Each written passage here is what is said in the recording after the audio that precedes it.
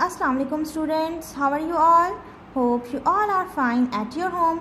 I am your Islamiyat teacher and this is your Islamiyat book. Now open the page number 88. This is your page number 88. सबक number 3 है आपके पास अहादीस, और अहादीस है हमारे पास, पहली अहादीस है हमारे पास जूते पहनने के आदाब।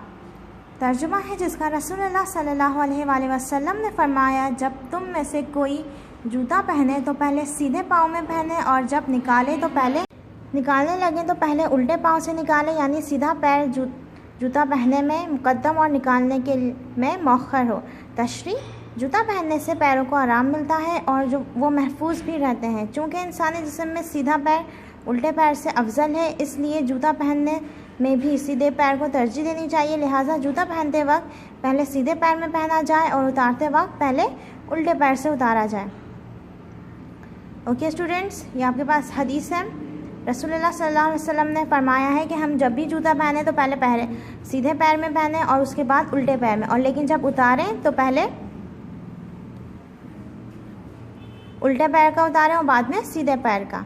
ठीक है, दूसरी हदीस देखते हैं। तर्जुमा है इसका, रसूलुल्लाह सल्लल्लाहु अलैहि वसल्लम ने फरमाया, जो दो मुसलमान आपस में मिलते हैं और मुसाफा करते हैं तो जुदा होने से पहले दोनों के गुनाह माफ़ कर दिए जाते हैं। तशरीह, एक दूसरे से मुलाकात के वक्त मोहब्बत और खुशी और जज्बा इकराम और एहतराम के इजहार का एक ज़रिया सलाम करना है, और इसी तरह मुसाफा भी है जो आम तौर से सलाम के साथ इसके बाद किया जाता है। एक हदीस से ये भी पता चलता है कि इस्लाम की तकमील मुसाफा है, जो कि गुनाहों की माफ़ी का भी ज़रिया है। यानी कि इस हदीस में से हमें क्या पता चलता है कि मुसलमान को हमेशा सलाम के बाद मुसाफा करना चाहिए, जिससे दोनों के गुनाह जो हैं वो माफ़ हो जाते हैं। हमें एक दूसरे से खुश अखलाक़ी से मिलना चाहिए और मुसाफा करना इसकी निशानी है।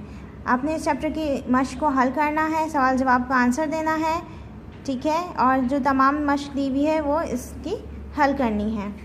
उम्मीद करती हूँ आपको आज की टॉपिक समझ में आ गया होगा। नेक्स्ट वीडियो में नेक्स्ट टॉपिक के साथ मिलते हैं, तब तक के लिए अल्लाह हाफ़िज़, अपना ख्याल रखिए।